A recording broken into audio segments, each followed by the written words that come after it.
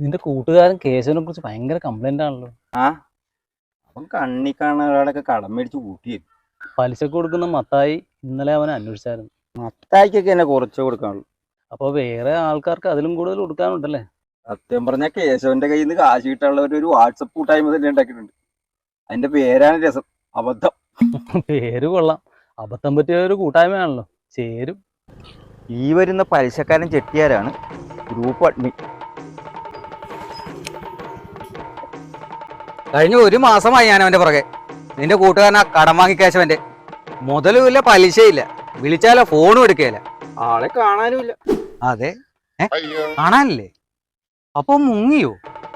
അതോ എന്നെ പോലെ കൺട്രോളും ക്ഷമയില്ലാത്ത ആരെങ്കിലും കടക്കാരവനെ തട്ടിയോ? അതല്ല, ഞാനിവിടെ വന്നതിന് ശേഷം നിങ്ങളെപ്പോലെ 3-4 പേര് ഇവിടെ വനത്തിരക്ക് വന്നായിരുന്നു. അതാണ് കാണാനില്ലെന്ന് പറഞ്ഞത്. എന്നിട്ട് അവരൊക്കെ ഏത് വഴി പോയി? ഇരുമ്പ് രാജനും കൂട്ടരും നേരെ പോയി ഇടത്തോട്ട് തിരിഞ്ഞ് മാർക്കറ്റ് ഭാഗത്തേക്കാ പോയിരിക്കുന്നത്. അബ്ദുക്കയും ടീമും വലത്തോട്ട് തിരിഞ്ഞ് പാലം വഴിയാണ് പോയിരിക്കുന്നത്. നിങ്ങളൊരു കാര്യം ചെയ്യും, ഇടത്തോട്ടും വലത്തോട്ടും പറയണ്ട, നേരെ തന്നെ വിട്ടു. ശരി, നീ അങ്ങനെ എന്നെ കയറ്റി വിടാമെന്നും വിചാരിക്കണ്ട. ആ തോരപ്പന എന്റെ കയ്യിലൊന്ന് കിട്ടിക്കോട്ടെ. ആ നിന്റെയൊക്കെ സഹായത്തിലാണ് അവൻ ഇവിടെ കിടന്ന് വിലസാന്നൊക്കെ എനിക്കറിയാം. എന്റെ കൈ കിട്ടട്ടെ, എല്ലാത്തിനും ഞാൻ കാണിച്ചു തരാം. കണക്കിന് കേശവനെങ്ങാനും അവര് മുമ്പിലെങ്ങാനും ചെന്ന് പെട്ടിയിലെ വീട്ടിൽ പോകുള്ളൂ. യുദ്ധം കഴിഞ്ഞു, കബന്ധങ്ങൾ ഉന്മാദ നൃത്തം ചവിട്ടി കുഴച്ചൂരണാങ്കണം. അവര് പോയടാ, മാതി നീ ചെറുകടി കൊണ്ടത്.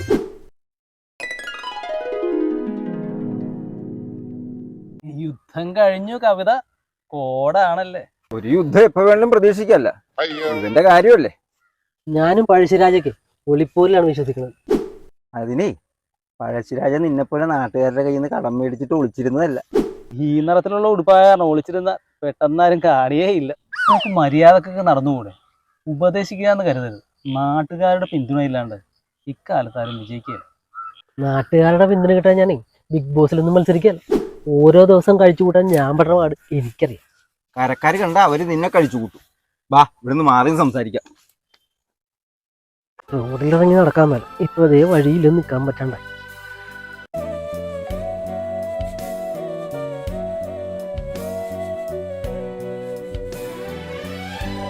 എന്താണ് കേശവന്റെ ഫ്യൂച്ചർ പ്ലാൻ?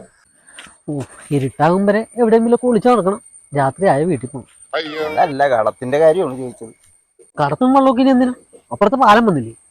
നിനക്ക് എത്ര രൂപ കടമുണ്ടെന്നാണ് ചോദിച്ചത്. അത് കുറേ ഉണ്ട്. ചെയ്ത ബിസിനസ് എല്ലാം പൊളിഞ്ഞായിരുന്നല്ലോ. കിടപ്പാടം വിറ്റാന്ന് വെച്ചാൽ ആരും പാതി വില പോലും പറയണില്ല. എല്ലാവർക്കും ചുളുവിലൊക്കെ കിട്ടണം. ഞാനൊരു അത്യാവശ്യക്കാരനാണെന്ന് എല്ലാവരും അറിഞ്ഞു പോയില്ലേ. തൽക്കാലം ഒരു 5 ലക്ഷം രൂപ കടം കിട്ടാൻ ഒരു വഴിയുണ്ട്. നീ സീരിയസ് ആയിട്ട് പറഞ്ഞോ? അതെ, എന്റെ ഒരു ഫ്രണ്ട് പറഞ്ഞൊരു ഏർപ്പാടാ. ഈട് വെക്കണമെങ്കിൽ പറമ്പിന്റെ ആധാരം അച്ഛന്റെ പേരില്ല. ഈടൊന്നും വേണ്ട, സമയത്ത് തിരിച്ചടച്ചാ മതി. അക്കാര്യത്തില എനിക്ക് നിന്നെ പേടി. അങ്ങനെ ഒരു ശീലം നിനക്കില്ലല്ലോ. അതെങ്ങനെയെങ്കിലും ഒപ്പിക്കാം. ഇല്ലെങ്കിൽ എന്റെ ജീവിതം കൊഞ്ഞാട്ടെ. ഇല്ല, കടത്തി മുങ്ങി നിൽക്കുവാണെന്ന് പറഞ്ഞ് ഏത് കാമ്പ് വീട്ടിച്ചും പോകും. അവളെന്നെ വിട്ടു പോയാണ്. അവളെന്റെ ഫേസ്ബുക്ക് പ്രൊഫൈൽ കണ്ടിട്ടല്ല സ്നേഹിച്ചത്, എന്റെ ആധാർ കാർഡിലെ ഫോട്ടോ കണ്ടിട്ടാണ് സ്നേഹിച്ചത്. ആധാർ കാർഡിലെ ഫോട്ടോ കൊണ്ട് ഒരു പെണ്ണ് ഒരാളെ പ്രേമിച്ചിട്ടുണ്ടെങ്കിൽ അത് ആത്മാർത്ഥ പ്രണയം തന്നെ ആയിരിക്കും. വെറുതെ അല്ല, പ്രേമത്തിന് കണ്ണില്ല മൂക്കില്ല എന്നൊക്കെ പറയുന്നു. അവളുടെ കാര്യം വിട്. ഞാൻ പറഞ്ഞത് കാശ് കിട്ടിയ കടക്കാരിന്നൊരു ആശ്വാസം കിട്ടും. അതാ. കാശ് കിട്ടുമെന്ന് തന്നെ പ്രതീക്ഷിക്കാം. എന്തായാലും വൈകിട്ട് നമുക്ക് അവിടം വരെ ഒന്ന് പോകാം. അവൻ ലൊക്കേഷൻ അയച്ചു തരാമെന്ന് പറഞ്ഞിട്ടുണ്ട്.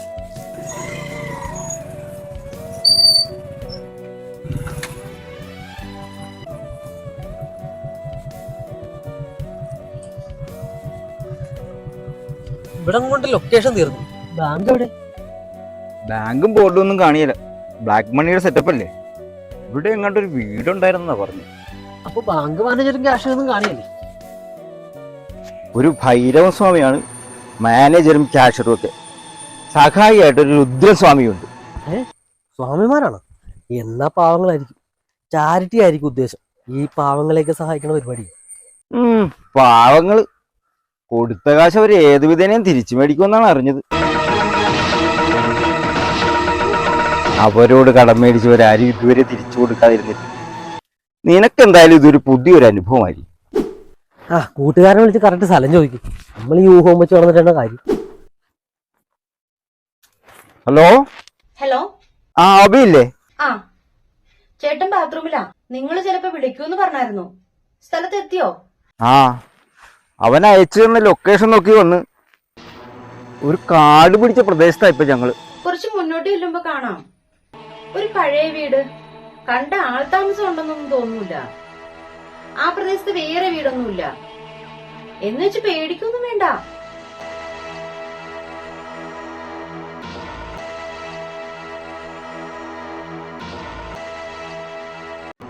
ആ കോൺട്രാക്ട് നമുക്ക് തരാനുള്ള കാശ് അടുത്ത ദിവസം തന്നെ എത്തിക്കാമെന്ന് അയാളുടെ ബന്ധുക്കൾ അറിയിച്ചിട്ടുണ്ട്. ആര്? കോൺട്രാക്ടർ ജോസഫോ? അതെ, മേടിക്കാമെങ്കിൽ മേടിച്ചോ എന്ന് അയാൾ നമ്മളെ വെല്ലുവിളിച്ചതാണല്ലോ. എന്നായിരുന്നു മരണം? ഇന്ന് രാവിലെ ചങ്ക് പൊട്ടി ചോര ഛർദ്ദിച്ചാണ് മരിച്ചത്. നിനക്ക് പേടിയുണ്ടോ? ഏയ് ഞാനൊന്ന് വിജൃംഭിച്ചു. എന്നുവെച്ചാ അതിന്റെ അർത്ഥം അങ്ങനെ ഒറ്റവാക്കിലൊന്നും പറയാൻ പറ്റില്ല. അല്ലാണ്ട് അറിയാൻ പാടില്ലാണ്ടല്ലേ. ജോസഫ് വെല്ലുവിളിച്ചിട്ട് 3 നാൾ തികഞ്ഞില്ല. കഷ്ടം. അറിവില്ലാ പൈതങ്ങളോട് ക്ഷമിക്കാൻ പറ്റണേ മുത്താ. ചിട്ടിക്കാരൻ സൂണ മുതലാളിയും തട്ടിപ്പാ. പണം തിരിച്ചു ചോദിക്കുമ്പോ കിടന്നുരുളുകയാണ്.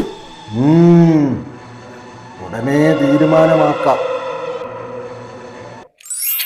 ആ വരൂ വരൂ. അഭി പറഞ്ഞ ടീമല്ലേ? അതെ, വഴി കണ്ടുപിടിച്ച് എത്തിപ്പെടാൻ ഇച്ചിരി ബുദ്ധിമുട്ടി. സാധാരണ കാശ് മേടിച്ചു കഴിഞ്ഞാണ് ഇടപാടുകാർ ഇങ്ങോട്ടുള്ള വഴി മറക്കാറ്. 5 അല്ലേ ചോദിച്ചത്? ഉണ്ട്, ഇനി നോക്കാം. ബ്ലാക്ക് മണി ആയതുകൊണ്ടാണല്ലേ ഈ കറുത്ത സഞ്ചിയിലൊക്കെ. വീടൊന്നും വേണ്ടെന്ന് പറഞ്ഞപ്പോ വിശ്വസിച്ചില്ല. പണയമൊന്നും വേണ്ട. പിന്നെ എതിരാ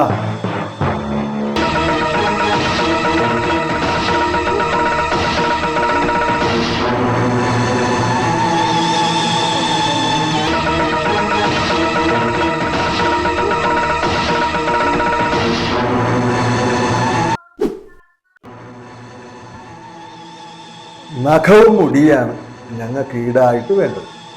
അത്രയുള്ള ഇവനാകെ പേടിച്ചു പോയി. ഈ നഖവും കൂടി എന്തിനാണ്? അതോ ഉപയോഗമുണ്ട്. പറഞ്ഞ സമയത്ത് കാശ് തിരിച്ചു തന്നില്ലെങ്കിൽ ഇവനെ ഞാൻ കൂടോത്തരം ചെയ്ത് മുടിപ്പിച്ച് നശിപ്പിച്ച് പണ്ടാറടക്കിയിരിക്കും. ചോര തുപ്പിയോ പാണ്ടിലോട് കയറിയോ ചാകും.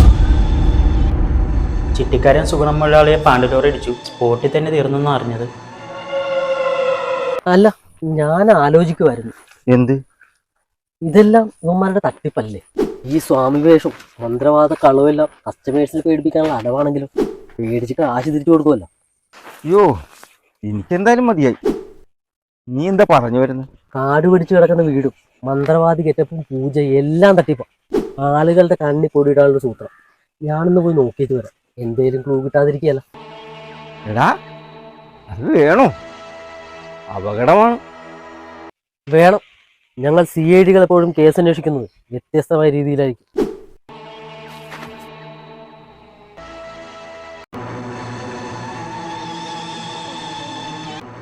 അവന്മാരെ വിട്ടുകളയുണ്ടായിരുന്നു. അവര് 2 പേരുണ്ടായിരുന്നില്ലേ? അവൻ ഒറ്റയ്ക്കായിരുന്നെങ്കിൽ ഞാൻ വിടുവോ? ലക്ഷണം പോരാ, എങ്കിലും അടുത്ത നരബലിക്ക് അവൻ മതി.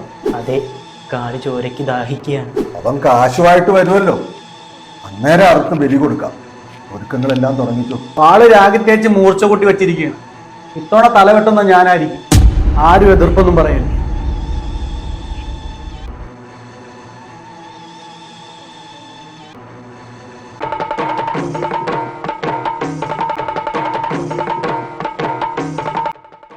എന്ത് പറ്റി?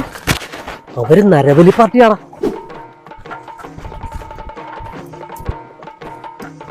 ആളെക്കൊന്ന് ചെടി കൊടുക്കുന്ന ടീമാ. അന്ധവിശ്വാസികൾ.